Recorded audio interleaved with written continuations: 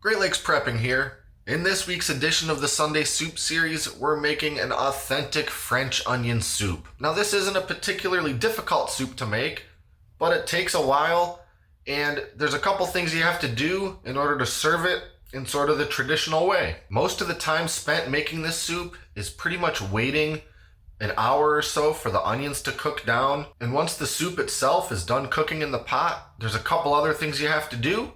Nothing difficult, just a couple steps to follow, and you'll end up with a delicious bowl of French onion soup, just like you remember having at your favorite restaurant that serves it.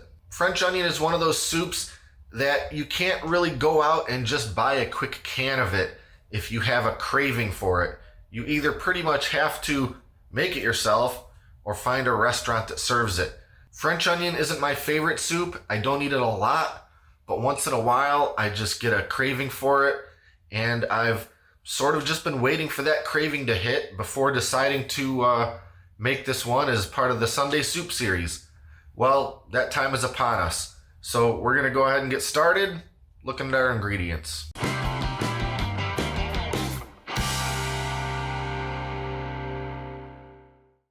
First, we have sliced onions. I use half yellow and half sweet onions, but you can use all of one or the other if that's what you have on hand.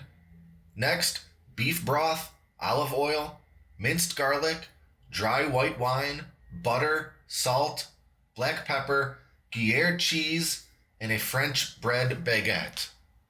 Get started by putting about 2 tablespoons of olive oil and 1 tablespoon of butter in a large stock pot. Once the oil is heated and the butter is melted, drop in the onions. This recipe calls for 3 pounds of sliced onions. I used onions of various sizes, so it's difficult to say how many onions you should use. I think I used 3 medium and about 6 small onions for this. It's basically impossible to measure sliced onions by the cup, so just do your best to use 3 pounds of them, weighed after peeling the skins off. Stir them up a bit to get them coated in the olive oil and butter, and let them saute on medium-high heat for 10 to 15 minutes, just until they're softened up a bit. Now reduce the heat to medium-low and cook the onions down for a long time, anywhere between 45 minutes and an hour and a half. What you want is for the onions to cook down and begin to brown. This takes a long time for all the water to cook out of so many onions. Stir occasionally and make sure to start watching them once the color begins to darken. You want golden brown but not burnt. This is how my onions looked after about 35 minutes. I ended up cooking them for a little over an hour before I got that nice golden brown color. At this point, stir in 3 cloves of minced garlic and cook just a couple more minutes. Now for the wine. Add in 1/2 cup of dry white wine. Let it come to a high simmer until about half of that wine is reduced. A quick note about the wine. I often use Pinot Grigio for cooking, but you can use whatever dry white wine you have on hand. Just make sure it's not a sweet wine.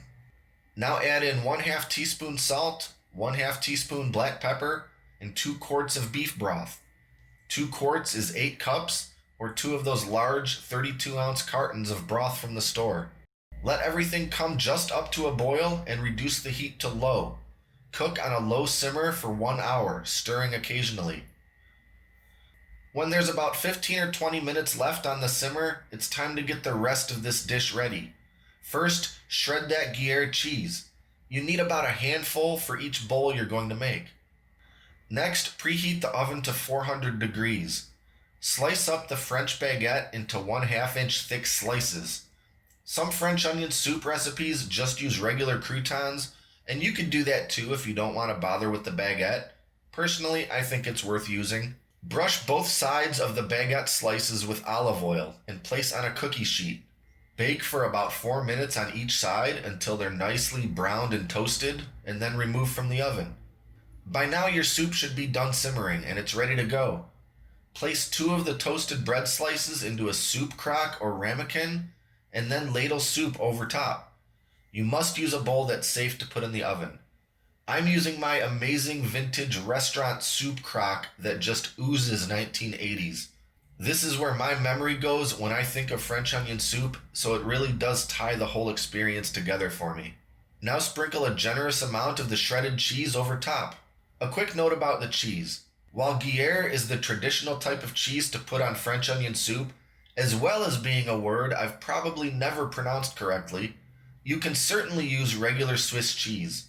Gruyere is a type of Swiss cheese, so if you only have regular Swiss on hand or can't find Gruyere at the store, it'll work just fine.